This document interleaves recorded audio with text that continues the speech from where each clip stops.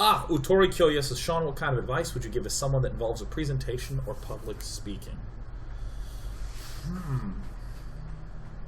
So a presentation and public speaking are...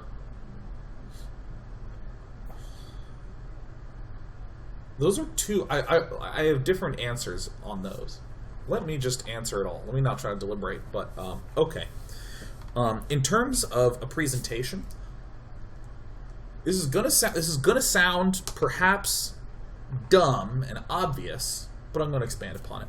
If you're doing a presentation, it should be something with a point that has a, here's what my point's going to be, here's a whole bunch of supporting things, and now I'm going to get you to agree with the same thing that I figured out on my own, right? Like, too often when I see presentations, it's a pile of stuff that doesn't have a thread connecting the whole thing. So the example that I always love to use, and this is true for persuasive writing and just structured writing and structured presenting, just communication in general.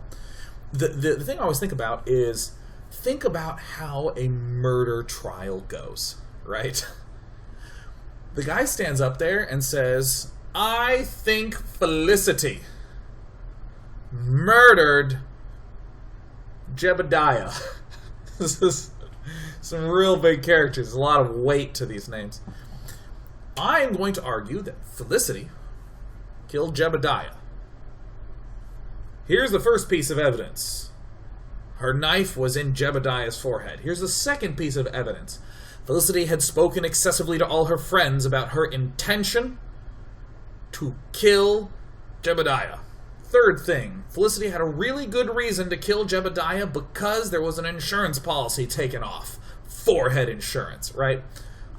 Therefore, all these pieces of evidence lead me to conclude blah, right? So, like, everyone kind of gets reminded all the way through of, like, what the point that we're trying to support is.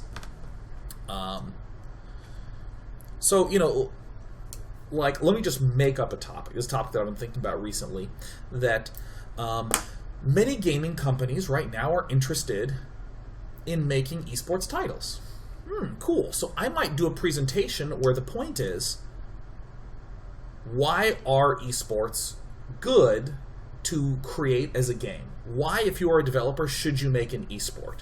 So I begin my thesis. And my whole thesis is, it is a good business goal to make an esport.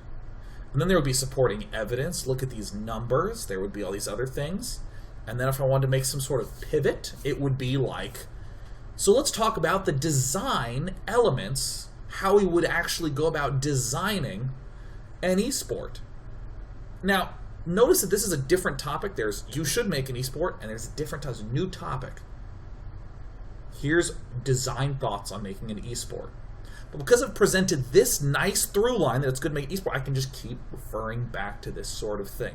Notice how we don't have to make as much content in an esport title, because the content in an esport game is that players are making strategies and presenting it to each other.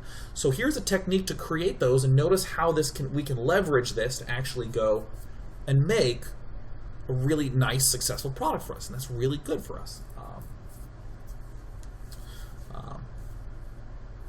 And again, to reiterate the thing I was saying before, too often I'll see people be like, you should make an esport, and it's really good. And the first half of the presentation is about this, and the second half is like, now let's talk about how to design an esport.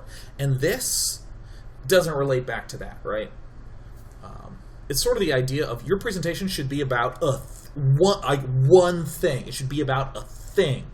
And you should go deep on that one thing so that people really understand the one thing that you're talking about really well and can speak intelligently to it, and you've made points that make them go, wow, I never thought of that. Too often it's breadth in presentations. It's just all over the place. Here's some thoughts, and here's some ideas, and here's this.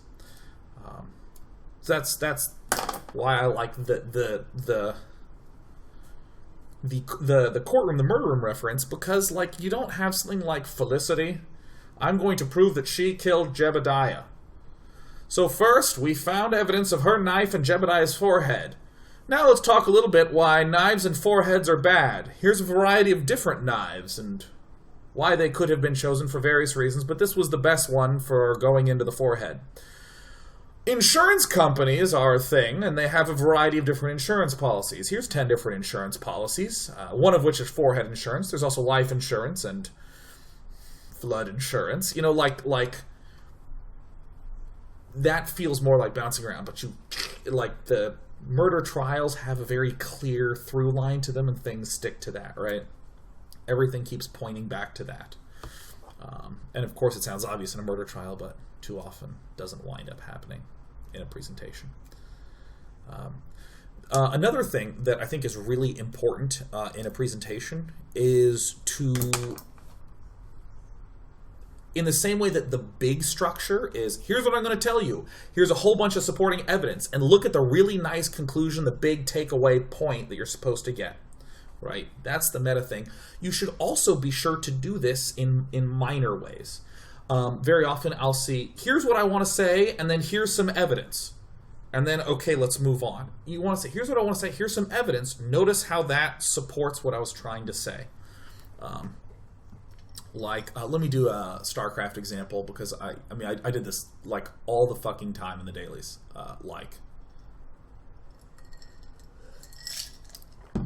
I would say something like, Protoss is going to expand here, and this is very, very safe. Right? Protoss is going to take a third now, it's very, very safe. If we look over at Zerg, Zerg is not nearly up to the drone count that he wants. He's still making drones, which means he has no units. There's some pieces of evidence, and then I make a conclusion again.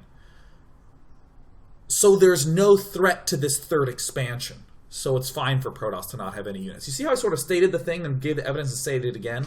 It's too easy to be like, this third is safe. Zerg is powering up on drones, and he's looking good so far. Okay, Zerg's now getting a Spire, and there's like a little trip, right? It's not a big trip.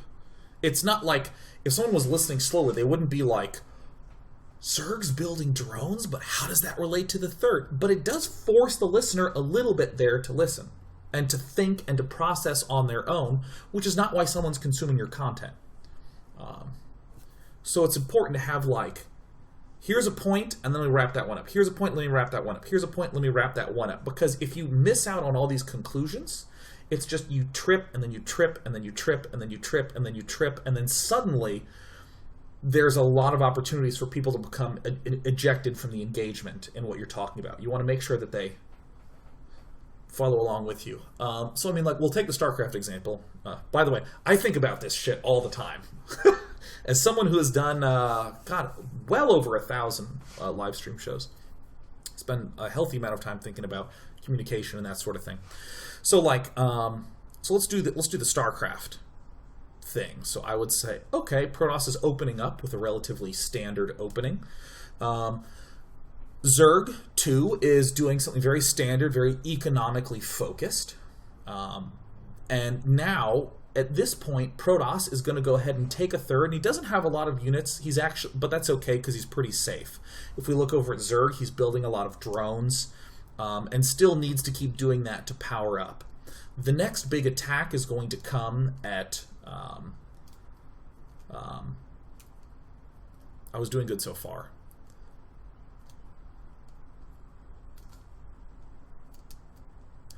Protoss is now going to prepare a big timing attack coming up off 3 bases. That's going to involve a whole bunch of gateways.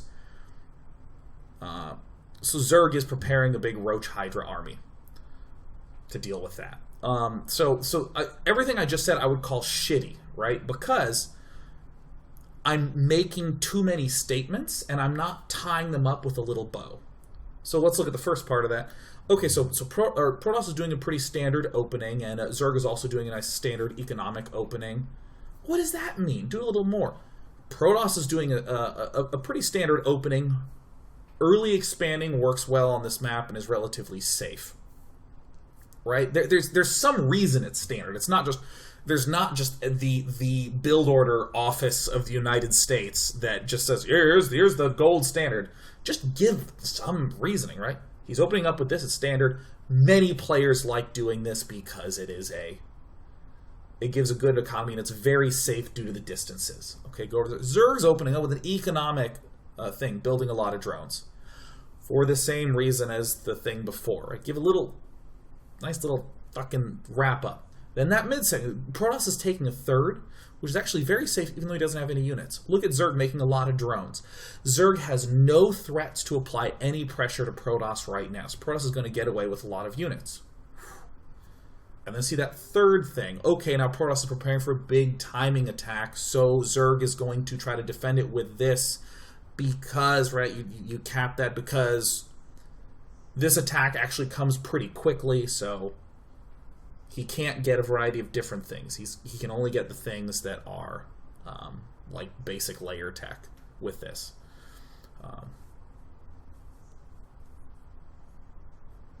Yeah, just little conclusions, little bows. Because if there's not conclusions and little ideas and little becauses that are like registering in people's minds, it can just become a list of information. Cool. Public speaking is a different comment, and it's 9:01, so I'm going to go. Hope that was useful. Hope that was neat. That's the thing I think about.